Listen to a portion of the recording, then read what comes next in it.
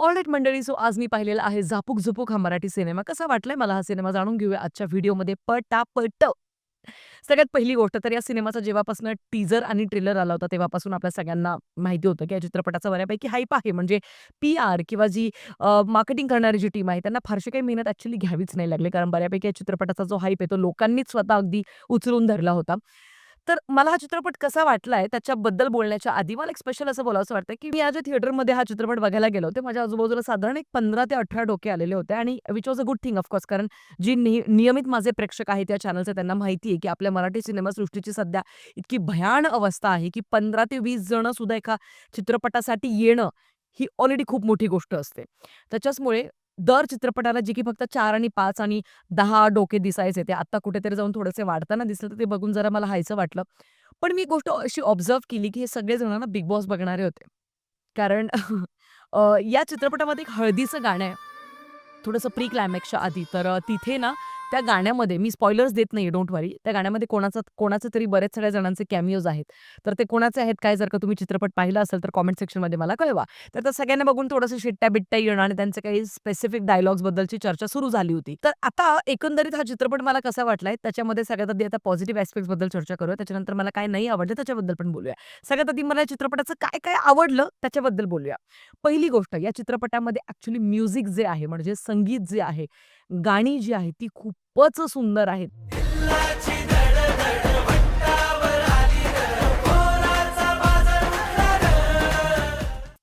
Of course आणि of सगळ्यांना ठाऊक आहे जिथे-जिथे केदार शिंदे हे नाव येतं, तिथे-तिथे प्रोडक्शन व्हॅल्यू, म्युझिक, सिनेमॅटोग्राफी या सगळ्यांमध्ये अजिबातच कॉम्प्रोमाईज केलं जात नाही. म्हणजे इथून मागचे त्यांचे चित्रपट बघा, आपण लहान होतो तेव्हा-तेव्हा त्यांनी इतके बाप-बाप सिनेमा आपल्याला दिलेले आहेत. तर त्यावेळेस सुद्धा त्यांनी ज्या लेव्हलची प्रोडक्शन व्हॅल्यू आपल्याला प्रोव्हाईड केली किंवा ज्या लेव्हलचं डिरेक्शन प्रोव्हाईड केलं ना, ते खरंच वाखाणण्याजोगं होतं यार आणि आज त्याची आपल्याला किंमत कळतीये. मोठं झालो तेव्हा. बरं त्याच्याचमुळे या चित्रपटामध्ये ॲक्चुअली आपल्याला केदार शिंदे म्हणजे त्यांचा जो तो लोगो आहे ना, 2 हात असे पंजे आणि तेच एकदम कलरफुल असे. तर ते पूर्ण चित्रपटात ती वेगवेगळे कलर्स सोबत जे खेळणं आहे, विविध रंगांच्या छटा, ज्या सुंदर प्रकारची सिनेमॅटोग्राफी आपल्याला पाहायला मिळते. म्हणजे एक अतिशय सुंदररित्या एखाद्या स्टोरीमध्ये रंग भरण्याचं जे काम असतं, अतिशय उत्कृष्ट अशा पेंटरचं, तर ते आपल्याला इथे नक्कीच केदार शिंदे यांच्या चित्रपटामध्ये पाहायला मिळतं आणि इथे सुद्धा ते नक्कीच आपल्या सगळ्यांना पाहायला मिळतंय. सिनेमा ॲक्चुअली तुम्हाला अधून हसवण्यात यशस्वी होतो. म्हणजे स्पेशली जिथे-जिथे लहान-लहान मुलांच्या अवतीभोवती काही जोक्स क्रॅक करण्याचा प्रयत्न केला जातोय, तर नक्कीच तुम्हाला तिथे हसायला येतं. आता बोलूया सूरज चव्हाण याच्याबद्दल. ॲक्चुअली त्याने ना या चित्रपटासाठी ॲक्टिंगसाठी थोडीफार मेहनत आपल्याला केलेली जाणवते म्हणजे ऑफकोर्स तो जवळ-जवळ 80% त्याचे डायलॉग्स हे फक्त त्याच्या रीलचेच डायलॉग्स आहेत. पण त्याच्या व्यतिरिक्त सुद्धा जिथे त्याला म्हणजे अगदीच थोडंफार काहीतरी वेगळे डायलॉग्स दिलेले आहेत मेकर्सने तर त्याच्याकडनं ते काम करून घेण्याचा प्रामाणिक प्रयत्न केलेला दिसतो. आता ते कितपत यशस्वी झालंय काय तो एक वेगळा मुद्दा आहे. पण तो मेकर्सचं मला असं वाटतं त्याच्यामध्ये कौतुक नक्कीच व्हायला पाहिजे, की त्याच्याकडनं त्यांनी काम काढून घेण्याचा प्रयत्न नक्कीच केलेला आपल्याला दिसतो. तर त्याच्यामुळे सूरज चव्हाणने ॲक्चुअली मेहनत घेतलेली आपल्याला जाणवते या चित्रपटामध्ये. ॲक्टिंगबद्दल बोलायचं झालं तर या चित्रपटामध्ये मला ॲक्चुअली इंद्रनील, त्याच्यानंतर पुष्कर राज आणि ज्या बहिणीचं पात्र ज्या अभिनेत्रीने साकारलं, I am sorry I forgot her name. तर म्हणजे सूरज चव्हाणची बहीण बोलतेय मी. तर तिचं काम सुद्धा खूप खूप वाखाणण्याजोगं आहे. खूप रिलेटेबल आहे. खूप तुम्ही रिलेट करता त्यांच्यासोबत. तर ह्या सगळ्या पॉझिटिव्ह गोष्टींनंतर आता वळूया त्या गोष्टींबद्दल ज्या मला या गोष्टी नाही आवडल्या चित्रपटाच्या. सगळ्यात आधी कथानक म्हणजे ज्या पद्धतीची कथा आहे ती आपण इथून मागे इतक्या सगळ्या चित्रपटांमध्ये ती पाहिलेली आहे आणि मी आधी ट्रेलरमध्ये ती सांगितली होती ती गोष्ट, की एक वेगळी कथा नाहीये. हा चित्रपट तुमच्यासमोर काही वेगळं घेऊन नाही येत आहे. तुम्हाला ऑलरेडी प्रेडिक्टेबल स्टोरी होऊन जाते, की पुढे काय होणार आहे? अच्छा इकडे मग असं होणार, मग तिकडे मग तसं होणार. अत्यंत प्रेडिक्टेबल असं कथानक. बरं काय होतं, की आता स्क्रीन प्ले ॲक्चुअली आपल्याला कथानक ऑलरेडी प्रेडिक्टेबल झाल्यामुळे स्क्रीन प्ले थोड्या-थोड्या ठिकाणी फार-फार रटाळवाणा वाटू लागतो. स्टोरी खूप स्ट्रेची जाणवू लागते, की जबरदस्तीने काही सीन्स खूप स्ट्रेच केलेले आपल्याला जाणवतात.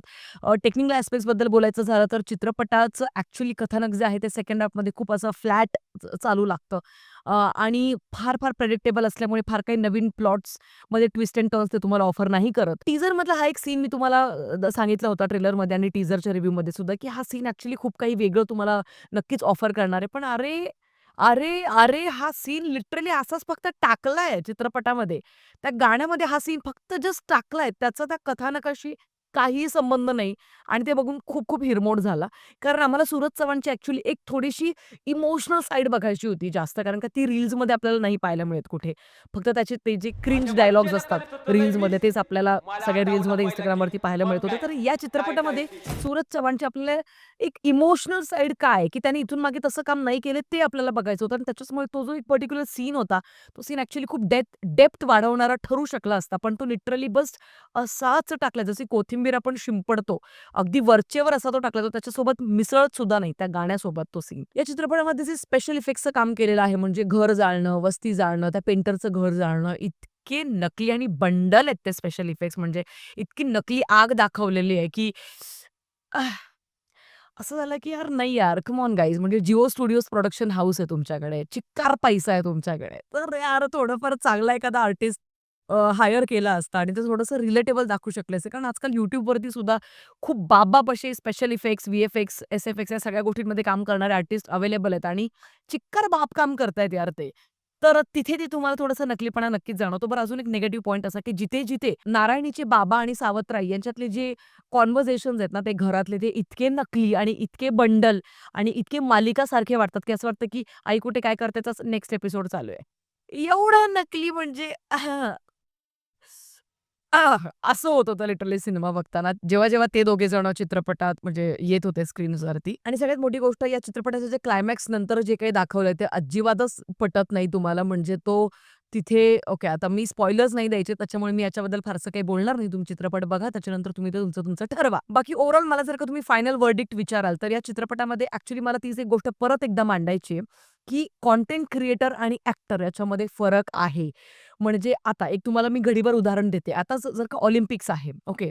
त्या ऑलिम्पिक्समध्ये आता आपल्या भारताचा नीरज चोप्रा आहे. त्याने इतकं सुंदर काम केलं. वारंवार त्याने इतके मेडल्स जिंकले. म्हणजे गोल्ड मेडल्स वगैरे आणले यार त्या पोराने आणि तो भयंकर गरीब फॅमिलीतनं बिलॉन्ग करतो. पण मग तो फक्त एक गरीब कुटुंबातनं आहे म्हणून तो तिथे जाऊन फक्त त्याने ते कार्ड नाही दाखवलं, की मी गरीब आहे म्हणून मला ऑलिम्पिक्समध्ये तुम्ही मेडल द्या. असं नाही ना होत. त्याने त्याच्या शरीरावरती काम केलं. 12 ते 13 वर्ष त्याने त्याच्या शरीराला दिली. त्याने त्याच्यावरती सराव केला. नियमितपणे पहाटे उठून व्यायाम केला. शरीर त्या पद्धतीने बनवलं. त्या पद्धतीने त्याने भालाफेकचा सराव केला. या सगळ्या गोष्टींनंतर तो त्या पदापर्यंत गेला. आणि हॉनेस्टली स्पीकिंग कुठच्याच कॉम्पिटिशनमध्ये, कुठच्या क्षेत्रामध्ये तुम्ही किती गरीब आहात, श्रीमंत आहात, या गोष्टी अजिबातच मॅटर नाही करत. आणि त्या ज्यांना करतात आय डोंट नो, ती माणसं मी त्यांच्याशी रिलेटच करू शकत नाही ॲट ऑल. त्याच्यामुळे सूरज चव्हाण याला मला या व्हिडिओच्या माध्यमातून असं सांगायचंय, की तू या चित्रपटामध्ये ॲक्टिंग करण्याचा प्रयत्न केलाय ते आम्हाला लिटरली जाणवतंय आणि त्याबद्दल नक्कीच तुझं कौतुक आम्ही करतो. पण आता कारण ज्या पद्धतीने आपल्याला क्लायमॅक्स दाखवला, तर मला असं वाटतं झापक-झुपूकचा पार्ट 2 येणार आहे. त्याच्यामुळे तू थोडीशी मेहनत घे, हवं तर ब्रेक घे एखाद्या 2 वर्षाचा. अभिनयाच्या कार्यशाळा असतात, ॲक्टिंग स्कूल्स असतात किंवा वर्कशॉप्स असतात, ते कर. एक्सप्रेशन्स, आवाजाचे वेगवेगळे स्तर असतात, त्या सगळ्या गोष्टींवरती काम कर. स्वतःला घडव. पर्सनॅलिटी डेव्हलपमेंट असेल, कम्युनिकेशन स्किल्स असतील, या सगळ्या गोष्टींवरती काम कर चोखपणे. परत एकदा झापक-झुपूक पार्ट 2 घेऊन ये. आम्ही नक्कीच त्याचं स्वागत करू. बाकी ओव्हरऑल हे माझं व्हर्डिक्ट होतं या चित्रपटाबद्दलचं. मी या चित्रपटाला देईन 2.5 स्टार्स आउट ऑफ 5. बाकी तुमचं काय मत आहे ते मला कमेंट सेक्शनमध्ये कळवा. प्लीज विसरू नका. भेटूया पुढच्या व्हिडिओमध्ये. तोपर्यंत काळजी घ्या. Peace out. ठीक आहे.